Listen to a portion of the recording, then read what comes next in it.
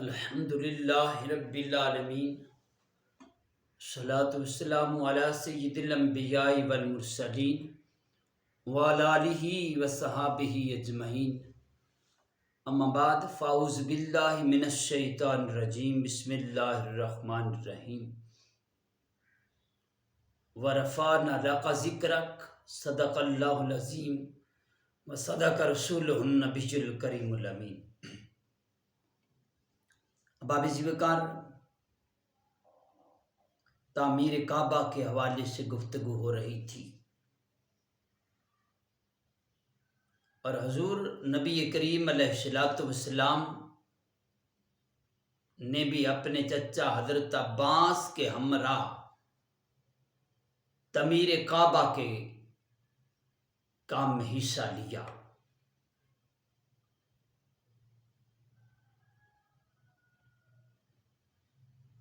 حضور علیہ السلام کی عمر مبارک 35 سال تھی۔ اس وقت میرے آقا علیہ السلام اپنے کندھوں پر پتھر اٹھا اٹھا کر اپنے چچا کے ہمراہ تعمیر کعبہ کے کام میں مشغول تھے۔ باب ذکر یہ مختلف قبائل نے مل کر خانہ کعبہ کی تعمیر میں حصہ لیا، اور بڑے خوبصورت انداز میں، بڑی محبت کے ساتھ تعمیر کعبہ میں ہر قبائل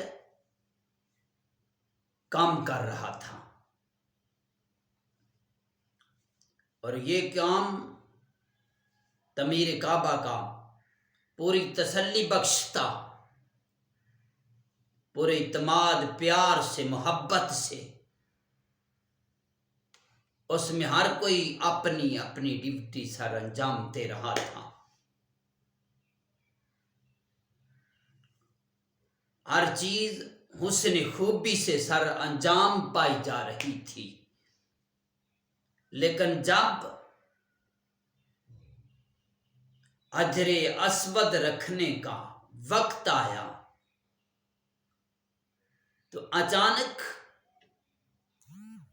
ایک آندھی سی چلی، ایک فتنہ انگیزی نے جنم لیا کہ دیوار کعبہ میں حجر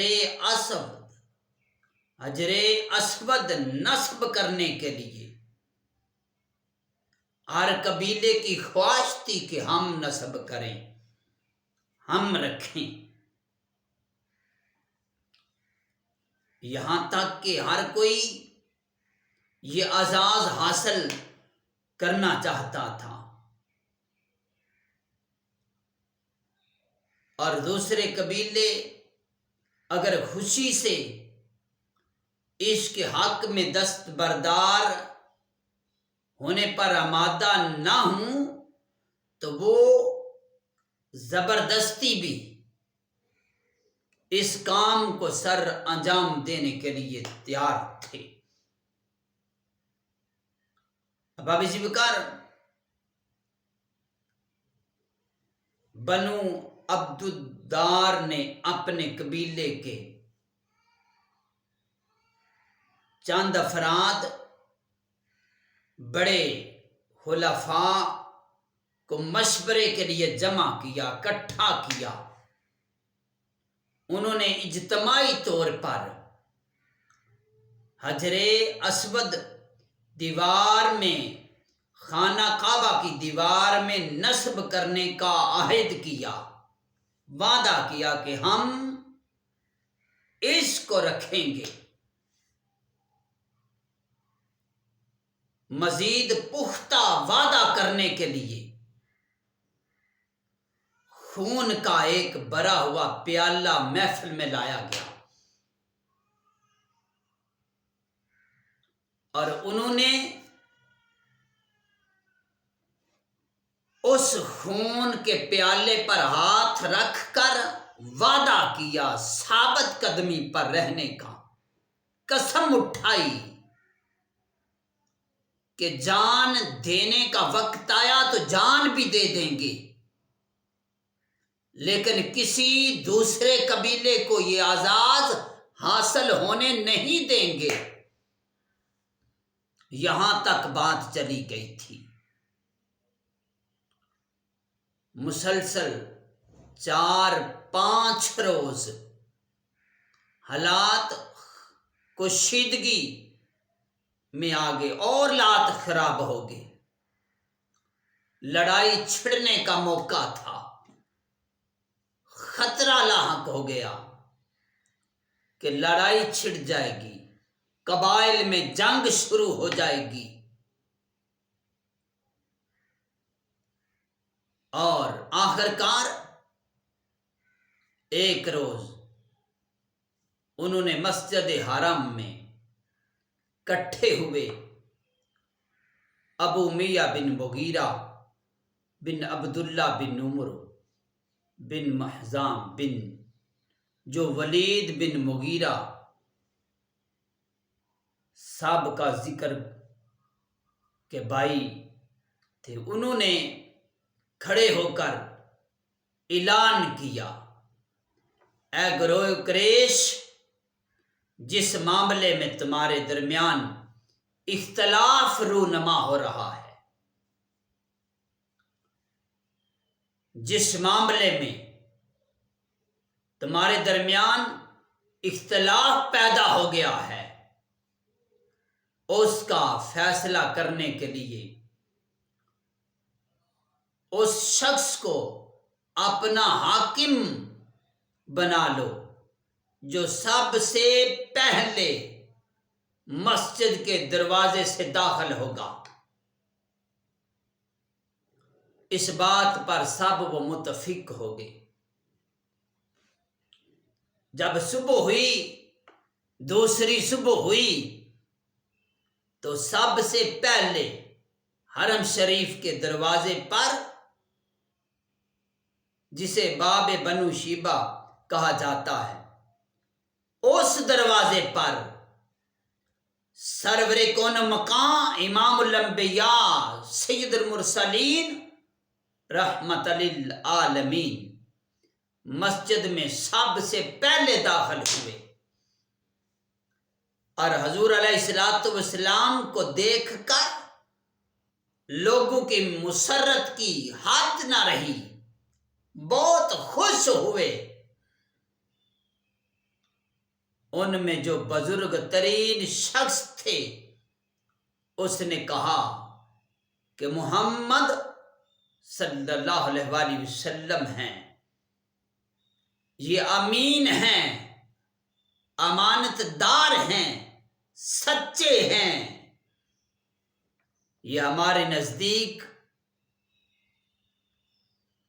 اچھا فیصلہ کریں گے،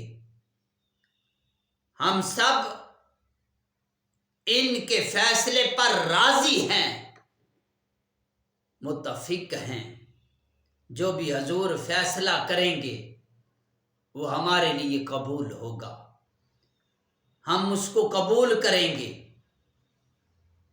جب حضور نبی کریم علیہ الصلوۃ والسلام ان کے نزدیک پہنچے تو انہوں نے سارا ماجرا عرض کیا۔ حضور علیہ الصلوۃ والسلام نے ان کی گفتگو کو سماعت کیا، سنا،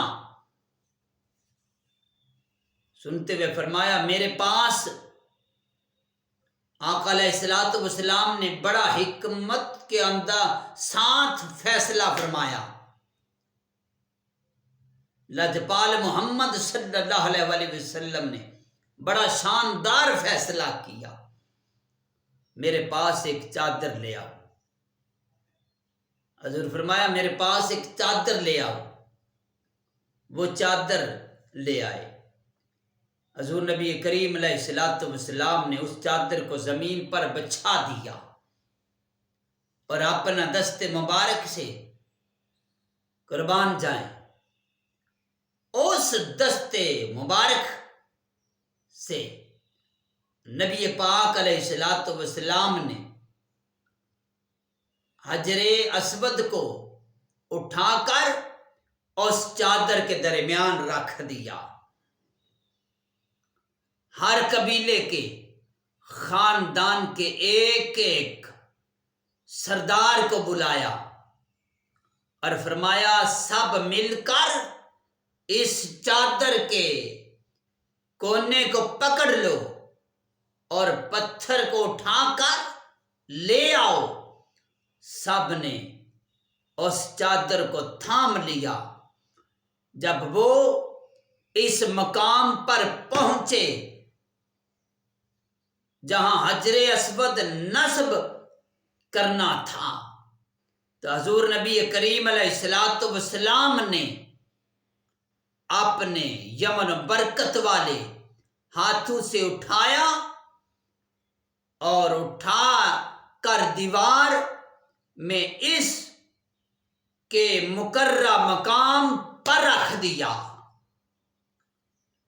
اس طرح اس مقدس کام میں شرکت کا فخر بھی سب کو حاصل ہو گیا۔ فتنہ فساد سے جو بھڑکنے والی آگ تھی، جو شعلہ تھا، اس سے بھی حضور علیہ السلام نے سب کو محفوظ کر لیا، اس سے بچا لیا،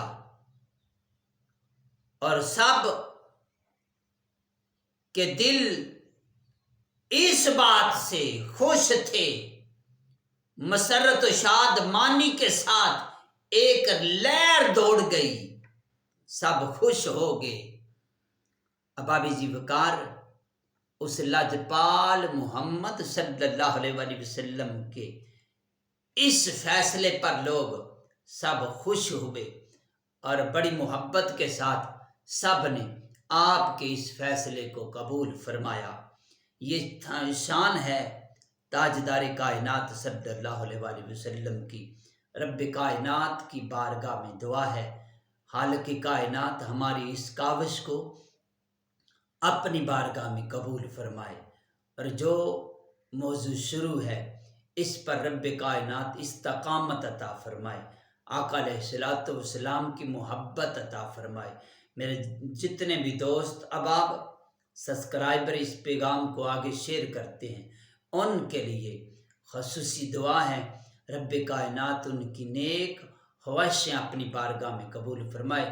جو دوست احباب رزق کے معاملے میں پریشان ہیں، خالق کائنات ان کو اپنے غیبی خزانوں سے رزق عطا فرما۔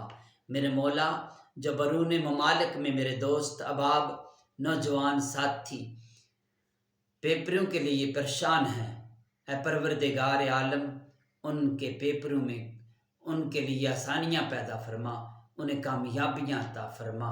رب کائنات جو بیمار ہیں مالک مولا ان کو شفائے کاملہ عطا فرما، سید کلی عطا فرما۔